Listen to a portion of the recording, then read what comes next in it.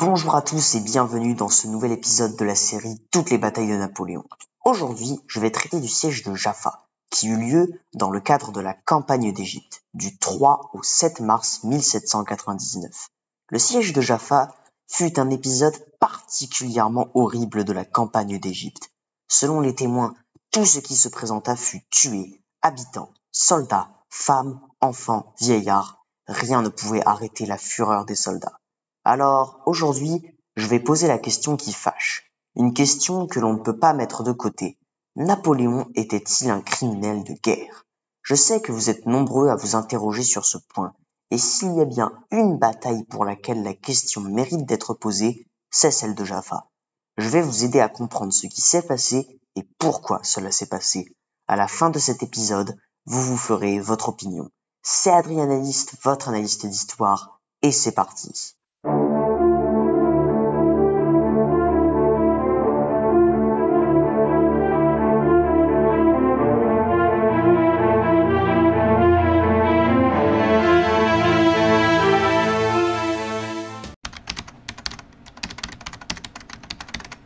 Nous sommes en 1799.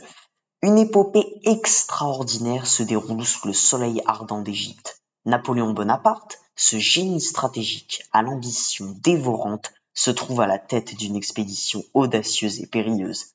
À la demande du Directoire, le gouvernement français, il s'est engagé dans cette aventure pour affaiblir l'emprise anglaise dans la région. La saga de la campagne d'Égypte a débuté l'année précédente, lorsque Bonaparte et sa légendaire armée atteignent les rivages égyptiens. Le Caire se trouve rapidement à leurs pieds, témoin de leur triomphale victoire sur les Mamelouks. Cependant, la fortune est capricieuse et la voie vers la gloire semée d'embûches. Le destin s'assombrit avec la destruction de la flotte française dans la baie d'Aboukir par les Anglais. Telle une pièce de théâtre tragique, Napoléon se retrouve prisonnier des sables qu'il avait rêvé de conquérir. Des murmures de révolte populaire grondent, agitant les rues de l'Égypte, qu'il croyait dompter. Sa poigne de fer est mise à l'épreuve pour rétablir l'ordre dans ce nouveau territoire conquis. Pire encore, les nouvelles en provenance de Constantinople résonnent comme un sinistre présage. L'Empire ottoman, soutenu par une alliance habilement tissée avec les Britanniques et d'autres puissances européennes, s'apprête à lancer sa riposte contre la France impétueuse. Les vents de la guerre se rapprochent, annonçant une tempête imminente.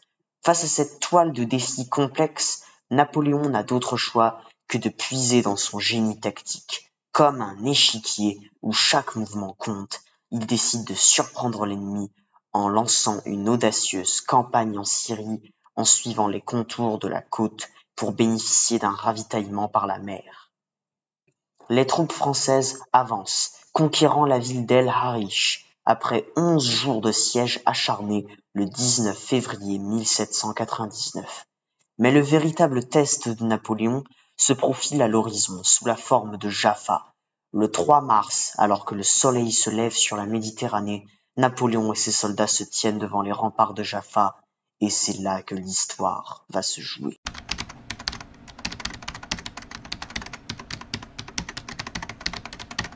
Le 3 mars, l'avant-garde de Kléber atteint Jaffa, tandis que les divisions Bon et Lannes entourent la ville pour établir les lignes de siège.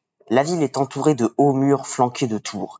Le 4 mars, une reconnaissance menée par Murat est accueillie par un feu nourri de canons depuis les remparts. Les opérations de siège se poursuivent les 5 et 6 mars. Les troupes d'élite de Djezzar Pacha qui défendent la ville tentent plusieurs sorties mais sont repoussées par les Français. La ville de Jaffa est condamnée à se rendre. Le 7 mars, tôt le matin, Napoléon envoie un émissaire pour demander la reddition de la ville. Mais celui-ci est décapité, sa tête exhibée sur les remparts. Les Français sont choqués par cette barbarie contraire aux usages diplomatiques de la guerre. Napoléon décide alors de donner l'assaut.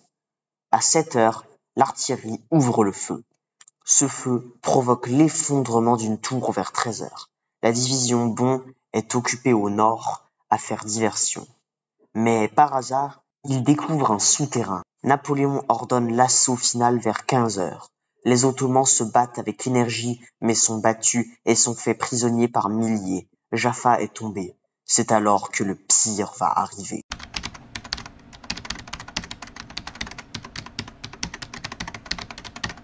Pour rappel, lorsque les émissaires envoyés par Napoléon ont été décapités alors qu'il les avait envoyés pour négocier, Napoléon a été pris d'une fureur sans précédent et a massacré les habitants de la ville après que la ville soit tombée. Napoléon est-il un criminel de guerre? D'un côté, on serait tenté de répondre oui sans réfléchir, car il a quand même massacré des civils lors du siège de Jaffa. Mais d'un autre côté, ce n'était pas sans raison. Je vous rappelle qu'il avait envoyé des émissaires négocier et qu'on lui a renvoyé leur corps décapités. Imaginez un instant la fureur qu'il a dû ressentir. Qu'auriez-vous fait à sa place? C'est vrai que ce jour-là, ce que Napoléon a fait était ignoble, mais mettez-vous à sa place un instant et réfléchissez aux circonstances ainsi qu'au contexte. D'un côté, il n'avait pas à faire ça, mais d'un autre côté, c'est une époque un peu particulière, on va le dire. Et puis, il y a plein d'autres personnages historiques qui ont fait des choses pires et gratuitement, alors que Napoléon, lui, répondait à une attaque.